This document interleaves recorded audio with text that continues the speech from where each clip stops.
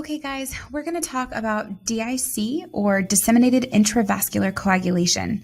Now, this is something that can be difficult to understand, and it's usually not explained well in nursing school, so we're going to break it down for you and make it super simple to understand how to care for these patients. Now, the best way I can help you understand DIC is to tell you the other name that it goes by. It is also called consumption coagulopathy. So right away, you see there's a problem with clotting, and something is being consumed, right? So what happens in DIC is that the clotting cascade gets activated. Platelets clump together, clotting factors activate each other down the cascade until it finally activates fibrin and thrombin to form a clot. So in DIC, the clotting cascade goes haywire. And clots begin to form everywhere in the body, all the small blood vessels throughout the body. It is systemic and it is widespread activation of the clotting cascade. So there's little clots everywhere in the body. And as that happens, those clotting factors are used up or consumed. So there's your consumption coagulopathy.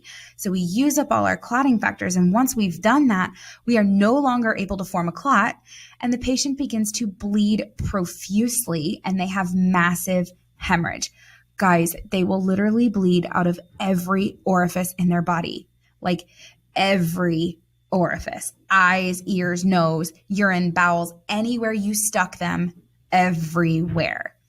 Now, risk factors for DIC, honestly, it's really anything that can initiate the clotting cascade. But most common things are things like postpartum patients. The separation of the placenta and the birth, it all causes bleeding that stimulates the clotting cascade.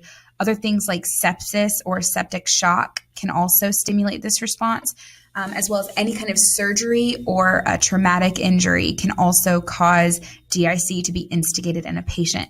And then also patients with liver disease, they've already got issues with clotting factors, so they're more susceptible to DIC. So like I said, they bleed from basically everywhere. They're going to be pale and weak because they lost all this blood. They're going to be at risk for hypovolemic shock if they lose too much. We're going to see abnormal labs like prolonged clotting times and decreased platelets.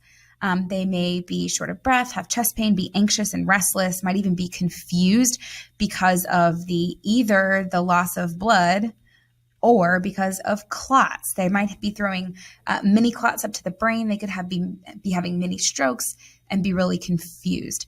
And then, of course, we're going to see signs of bleeding and lots of it. Like I said, they bleed from everywhere. So we could see ecchymosis or bruising, petechiae, those are the small ones, purpura or small bruises on arms, hematomas, especially like retroperitoneal. This is something we see a lot. They start bleeding internally. And so you don't see it until you turn them over and you see it on their back, that they have this huge flank bruise. And that is a sign of retroperitoneal bleeding. And then frank bleeding, they could be coughing up blood. They could be vomiting blood. They could have frank red blood in their stool or even occult blood in their stool. And then blood in their urine as well. They're also going to ooze from every single IV site, every single skin tear, really anywhere with open skin is going to start to ooze. It's legitimately some like horror movie stuff, y'all. It's crazy. But think about it. If surgery is what caused this to instigate the DIC process, now they have an incision. They've got an open wound. They are bleeding from everywhere. So what are we going to do for them? First, I want to encourage you to stay calm because it can be scary. It can be a little crazy. This is one of those patients where you're going to have you and 3 other nurses not sitting down the entire shift because they're helping you. And your other patient is going to need a new nurse because you're not going to have time for them. Okay. So number 1, stay calm, get help. Then we're going to determine and treat the underlying cause, especially if this is like a sepsis thing. We want to get antibiotics on board and start managing whatever the underlying cause was. Now, ultimately, remember that they are using up all of their clotting factors. So the first thing we want to do is replace them. So we're going to replace our clotting factors. We can give things like fresh frozen plasma or even factor 7. But now, hang with me because this is the part that gets a little confusing. We also want to start them on heparin, especially if they're having a lot of clotting. Now, this seems counterintuitive because you've got a patient who's bleeding and you're about to give them an anticoagulant. But the goal here is to stop consumption of the clotting factors and stop the clotting cascade. So if we can stop the clotting cascade and replace the ones that they've lost, then they will have enough clotting factors to be able to clot again, and we can just wean them off of the heparin. Okay. And then of course we want to replace any blood that they have lost to keep them hemodynamically stable.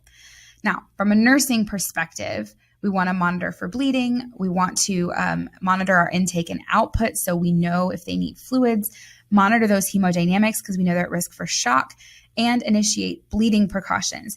This means absolutely no invasive procedures of any kind unless they are absolutely medically necessary, like we've lost an airway.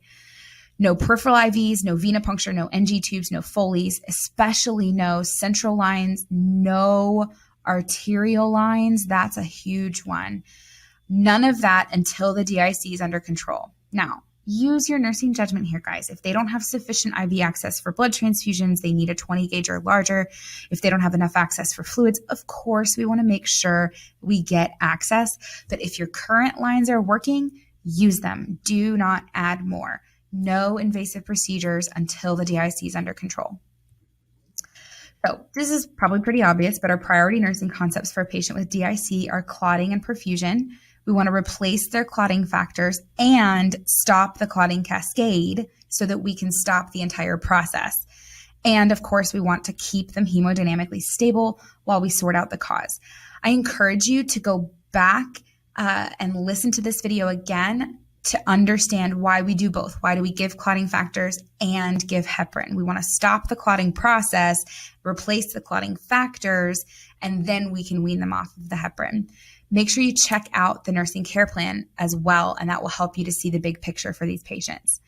So again, I know DIC can be complicated, so let's recap. Disseminated intravascular coagulation, or DIC, happens when the clotting cascade is stimulated and it's overactivated. It overreacts, it sends microclots throughout the system. This process proceeds and uses up or consumes all of our clotting factors so they can't clot anymore. And we start to see massive hemorrhage. They bleed from everywhere. Remember, the other name for DIC is consumption coagulopathy. So we know the issue with clotting is the fact that we've used everything up, okay? We want to identify and treat the cause. We're going to replace those clotting factors, replace red blood cells if necessary, and give heparin to stop the clotting process. And then we want to make sure we prevent hypovolemic shock. Monitor for bleeding, monitor intake and output, hemodynamics, prevent that shock state, make sure we're maintaining their airway, etc. during this process.